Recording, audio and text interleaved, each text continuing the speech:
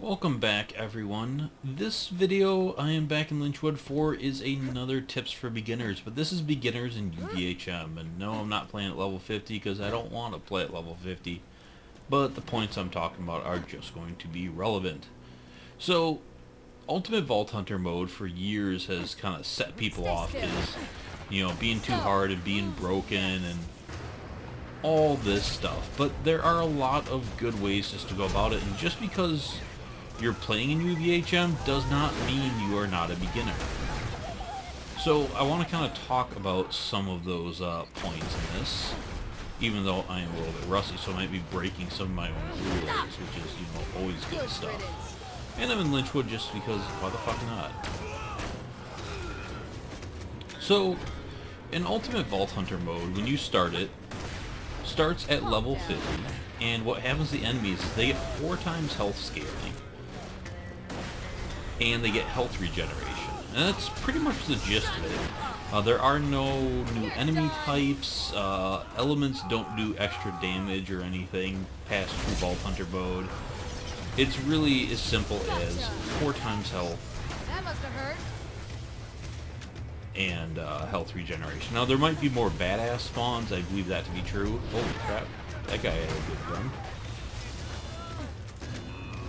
But there are good ways to be able to counter this stuff. So the biggest thing about it when you first start it is you go through a bit of shock, because the enemies take so much more to kill, and you're just not used to it.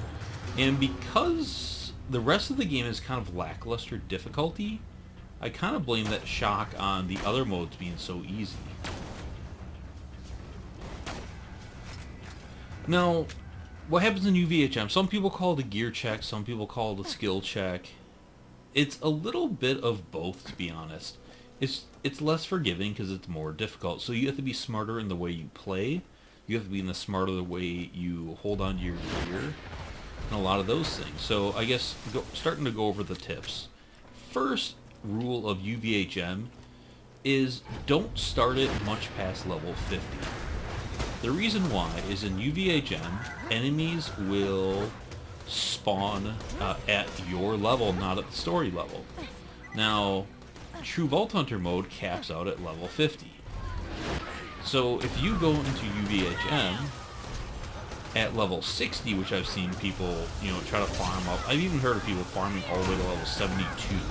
I don't know how the fuck you do that. But what'll happen with this is your guns will be 10 levels below the enemies. And that is a terrible thing because there is damage reduction. Now, if you're level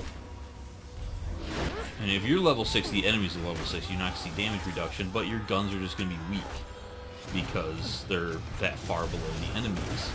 And the more you level up, the more that matters.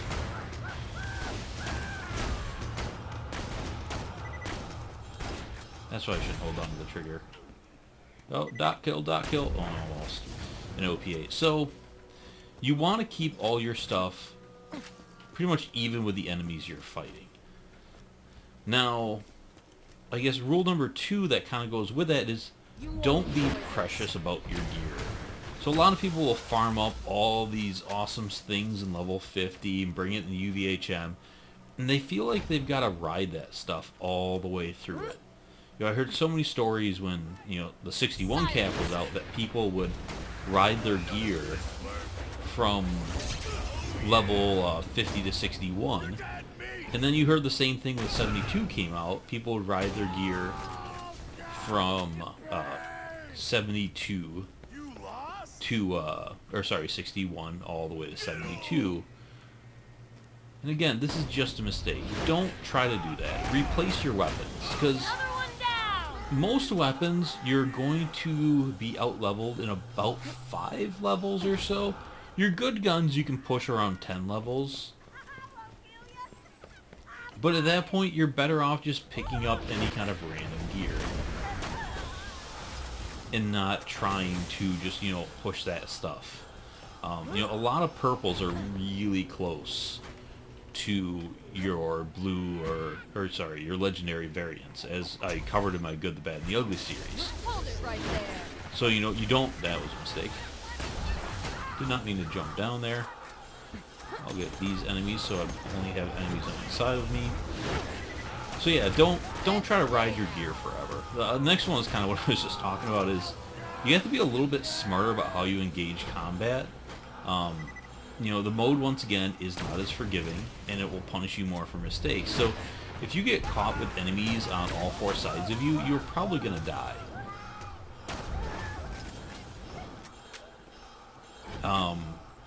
And that's pretty much it. So just, by the time you get into UVHM, you should know the maps. So that should not be an issue. So next kind of goes into the skill check part I want to talk about. There's a few parts to this. Now, one is what I just said, is, you know, kind of plan out your routes and don't... I think more guys spawn here when I run around here. There we go. Don't get yourself caught. You should know better by this point, and if not, you know, you'll learn quickly. There we go. But with the skill check, part of it goes into elements, some of it goes into critting and all that. So, match elements. In true Vault Hunter mode, it was kind of important, maybe on bosses, but on a lot of it, you really didn't need to match elements that much. In UVHM, you really do. Next thing is critting. As with a Pimpernel, you know, I'm shooting low to crit, but you need to take advantage of the critical hit multiplier. It is one of the biggest damage buffs in the game. All characters have it. Most guns have it. You know, rocket launchers and pure splash guns do not. But you've got to start getting better at landing crits. In normal mode, you can just body shot everyone and it doesn't matter. But in UVHM, it does matter. So if you match elements and hit crits, you're not going to have as much of a damage problem. But if you don't match elements and just hit body shots, yeah, you're going to have a hard time overcoming the health buff and the health increase and the health regen. So you've got to be a little bit smarter about, or just, I guess, more skilled about how you go after the combat. Now, hitting crits should not be that hard. It is a basic fundamental of first-person shooters. But sadly enough, I see so many people just flat off pistols, just spraying and praying, never aiming down sights, and just being happy with anything they might get lucky enough to hit. And you gotta be more cautious about that. Next is ADS. Now, yes, when you ADS, you reduce some of your movement speed, but you should be ADSing unless you're in extreme close combat. Because when you aim down sights, you have better accuracy, which means you can hit crits better. I'm not saying you have to aim down sight with every shot, but I see a lot of people that they only ADS with snipers, and then with everything else, they just try to hip fire. And that's not what you should be doing. Oh, I need to get that scavenger. So that actually leads to my next point, is enemy prioritization. You need to take a better job of choosing which enemies you eliminate. You know, and without the health regen, you can kind of pluck away at one, pluck away at another. Sometimes people will leave an enemy alive for a fight for your life opportunity. That's a lot harder in UVHM because of the health regen. So you've got to plan out your advances better. You want to target enemies with elemental guns, because dots are scary.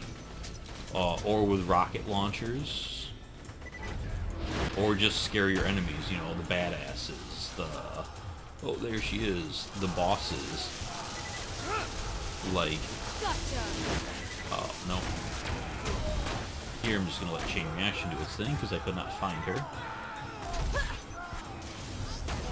That calmed him down some. Where'd she go?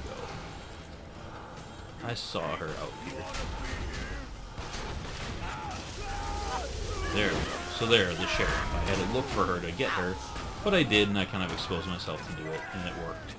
So you always want to be able to pick out your enemy and kind of recognize the scary threats. Like I said, guns with splash damage, guns with dots or elements are scary, so that Molly-wand sound. You know, you're going to have to pay attention to what guns the enemies have, and you can usually not only do it by sight, but sometimes do it by sound. And these are, you know, things that should be basic skills, but because of the lack of challenge in the first two modes, it didn't really force you to go about that. I guess next would be going, since those are kind of basic skills and I don't want to harp on to like get good. Because you can overcompensate with some of getting good with just getting smart. So next is doing a smarter build. You are going to get punished for picking bad skills, or sometimes it's not a bad skill, but it's just a bad build. You need to not just go and try to like put 1 or 2 points in every random skill and try to fill out skill trees, or go all into one skill tree, not another. You need a balance of things, but you need a balance of things based around your gear, your class mod, what you plan to do. And then you need to balance that out with your gear by kind of going with the opposite. So if you're doing a glass cannon 0 sniper build, you've got all that damage in the world, but you have no survival. Going to wear a B shield is usually a bad move. But going to wear like a blockade or maybe a beefy turtle shield is a smart move, because you are adding something that your build is missing. So you want to kind of, complement what your build is missing and fill that in with gear, or vice versa. If you have a really tanky build with a lot of shield revival, you can afford to wear the B because you can get your shield recharge rate back fast enough. Axon and Maya can both do this really well, where Creed cannot really do that well. Even though he can get tanky, he can't get shield tanky. He can just get health tanky. But that goes too. If you're doing like a health stack build, wear health stack gear to get your health stack up enough where it matters. And ragdoll scavengers into heaven. That's where he went. He went back to heaven, people. Heaven is real in Pandora, not so much in real life. There's another guy. So you've got to. Like I was saying, it's partially skill. Hold it. It's partially gear check. And you can kind of overcompensate one or the other. If you're really skilled, you can get away with a lesser build. Or if you're not that skilled, you can get away with just a smarter build and not be so great at hitting the crits and all that stuff, but by just playing smart. And these are some of the things that really help kind of overcome those challenges. Now, expect to get your butt kicked at first when you just go into UVHM. That's a thing. It's just part of the game because, like I was saying, True Vault Hunter mode, not that challenging. Enough. Ultimate Vault Hunter mode really kicks it up a lot, and where it's partially balanced for is for the increase of skill points you're going to get, because skill points really negate difficulty. Now, by the time you get to level 72, UVHM is starting to feel like True Vault Hunter mode again, partially because you've just gotten better, but the other part is because you have all those skill points to fill in the gaps. So level 50 is the hardest part of UVHM. Maybe level 52 or 53. It's before you get enough skills to start compensating for that difficulty. Skill points or just actual skills in the game. But also, your guns are going to start to get a little weaker, 53, 54. So you kind of start off UVHM at the very hardest part of it, and then it gets a little bit easier. And then it gets cranked up more when you get to the OP levels, because that removes it. You stop getting skill points, and you start to increase the difficulty again. And that's why I like playing in OP8. Hold it right there. Because I think level 72 got a little too soft. That must have hurt. But yeah, that's kind of the real basic laydown of it. Is, I guess, to summarize, don't keep your gear at level. Don't try to hold out to gear because it's good gear, because good gear is at level gear. Pay attention to enemy spawns. Have target prioritization. Hit crits, match elements. you know, obviously use slag. That kind of went without saying. I guess slag was the... There was two other buffs I forgot to mention at the beginning of the video. People are going to point out in the comments if they don't get to this point in the video. You did get faster swap speed, which was kind of there to help compensate for needing to slag more. And slag does a bigger debuff and lasts longer. So there was a bit more to it. Yeah, so that's it for this video of UVHM tips. I know some of them are obvious, but that's the point of these videos, you know, kind of tips for beginners. But I see a lot of people missing these things, and, you know, again, not aiming down sights, not hitting critical hits, not matching elements. And if you do those three things, and you've got, you know, enough survival and DPS mix in your build, you shouldn't have that hard of a time. But, you know, if you're just hip firing into body shots, not matching elements, and kind of having a crap build, and then just rushing into combat, you're gonna have a hard time. So yeah, that is UVHM tips for beginners. I've done a few of these videos, and I decided to continue this series because I still get a lot of comments on these videos, and a lot of good feedback, so I figured as long as I'm getting back to some of my other Borderlands series, now that the honeymoon period is worn off of Battleborn, this would be a good one to do. That must be Dukino's mom ground shaking. I got too close and I awoken the beast. So anyways, thanks for watching everyone. Hope you enjoyed, and I will see you later. Bye.